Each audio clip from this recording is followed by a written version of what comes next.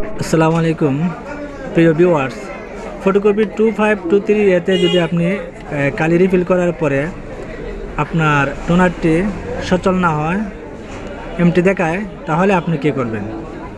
এই যে এরকম যদি আপনার দেখায় টোনারটা আবার রিফিল করার পরে, তাহলে আপনি মেশিনটি বন্ধ করবেন।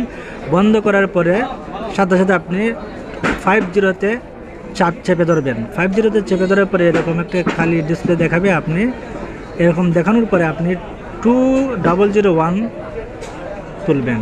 2001 তুলবেন। তোলার পরে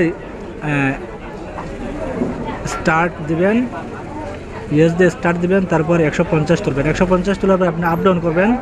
তারপর ইয়েস দিয়ে আপনি আবার মেশিনটি কতক্ষণ চালু রাখা অবস্থায় তারপর আপনি বন্ধ করবেন। বন্ধ করার পরে আবার চালু করবেন, ইনশাল্লাহ হয়ে যাবে। যদি না হয় তাহলে আপনি আমার সাথে যোগাযোগ করতে পারবেন। ইনশাল্লাহ আপনাকে অবশ্যই আমি 100% এটাকে সলভ করে দেবো।